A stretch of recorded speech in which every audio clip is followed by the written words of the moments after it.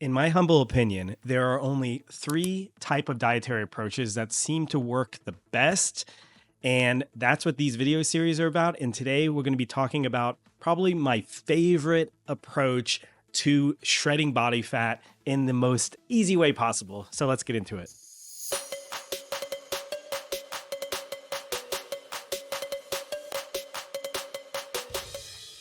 How's it going? My name's Andy J, and I am on a mission to help aging millennial men feel their absolute best.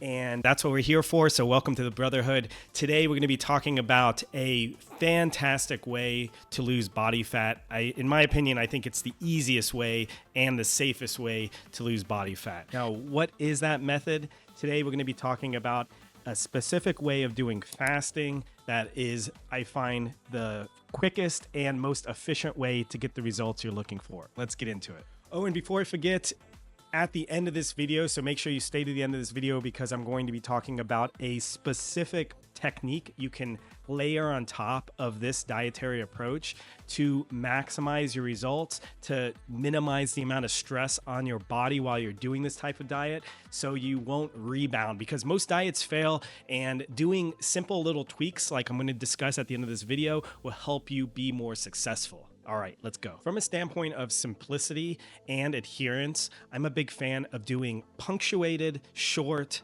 fasts throughout the week. Doing this, you won't need to do diets, follow some specific nutrition plan, or meticulously be counting calories or anything like that. If you're able to block out specific times, and I'll get more into the details of this, specific times to do fasts, you will effortlessly be putting yourself into a calorie deficit, and it will be that much easier to be losing the fat you want to be losing.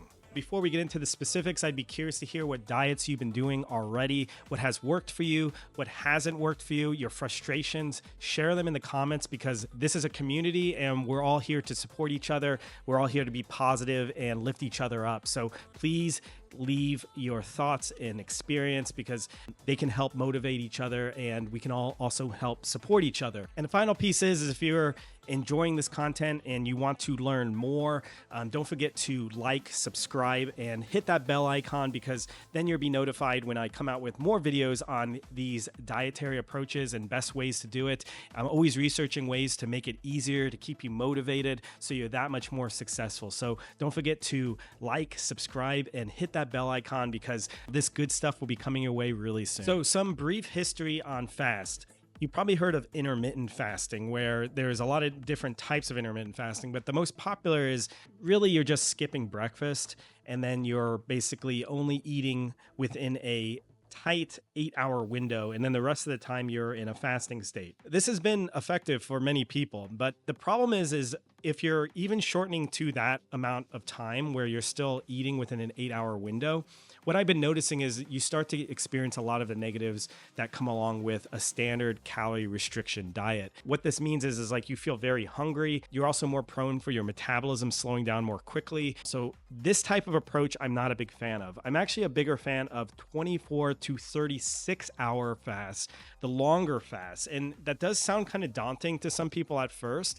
So what I would recommend doing is maybe start with a shorter fast, like maybe, like I said, like a standard intermittent fast where you're just simply skipping one meal to dip your toes in the water. That's okay to get started, but then work your way up to a 24-hour or 36-hour fast and see how it feels in your body. Generally speaking, the first end of it tends to be the most difficult, and once you can break through that wall is very easy. It's extremely easy, actually, and you'll be surprised at how much you can just cruise through the rest of the time of just simply not eating. Just make sure you're hydrating, you're getting enough minerals, and then it should pretty much be a pretty easy process to be able to complete that time period of when you're fasting. One of the biggest things I find that can be challenging when people do these fasts is they don't equip themselves to be prepared for the experience. And what I mean by this is it's always good to be, like I mentioned, making sure you're adding some mineral drops or even some mineral sea salt into your water. Doing that even before your fast can be very useful because you're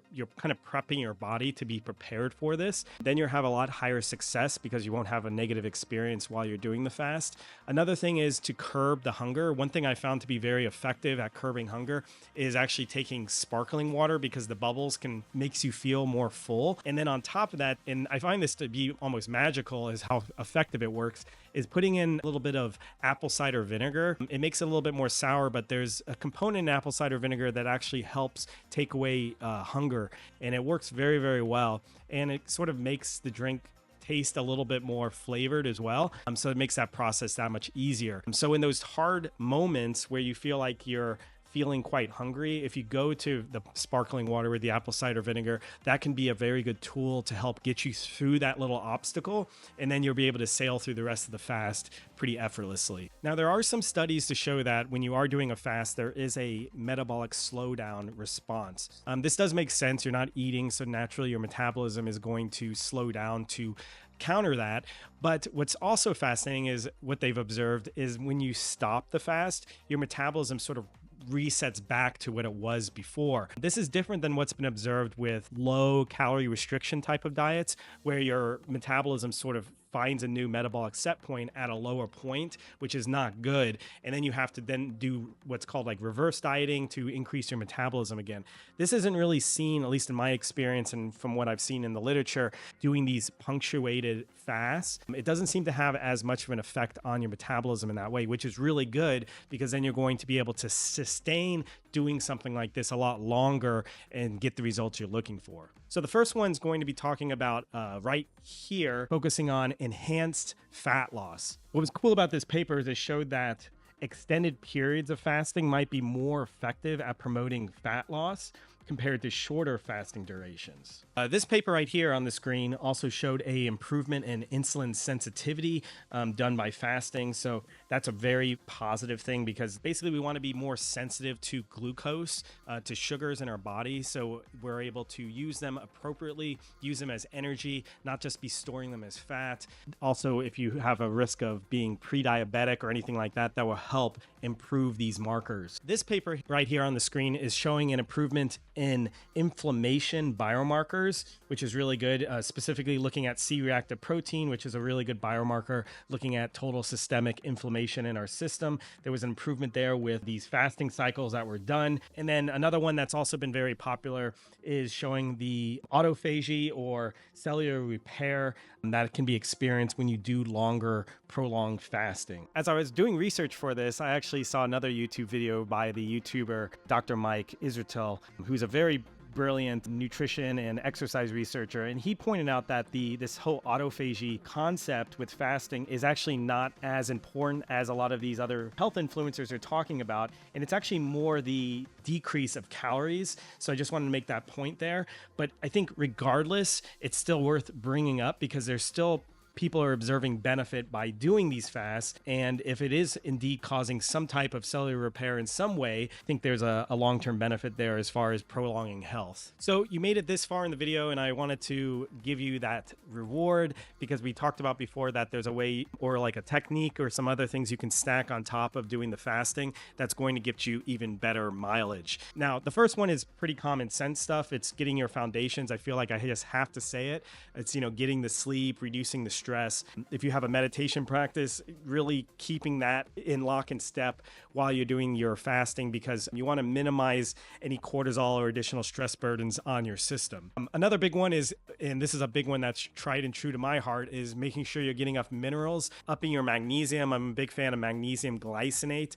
I'll drop a link in the description to show the one that I particularly like to recommend. But the main idea here is that you want to be getting enough magnesium every single day, because all of us are chronically deficient in magnesium, and magnesium is used in every single metabolic process pretty much in our body. Making ATP, the energy in our cells, needs magnesium. So it's used in so many metabolic processes, and most of us don't have enough magnesium. Also, getting enough trace minerals, or at least putting some sea salt in your water. These types of things will also help really maximize your results in doing your fast. So I hope you found that useful. Let me know in the comments that you try this out, or if you need me to clarify anything, please drop a comment below. There should be some videos popping up on the screen right here that will be related to other type of dietary approaches or other types of videos that I think will be useful and related to these topics. So feel free to check them out right now. Otherwise, remember to like and subscribe if you haven't already. Hit that bell icon to get more notifications, because I'll be putting out a lot more videos like this to help support you in your journey so you can feel your best, feel better than you did in your 20s. That's what I'm here for. Let me know if you have any other questions, and I will see you really soon.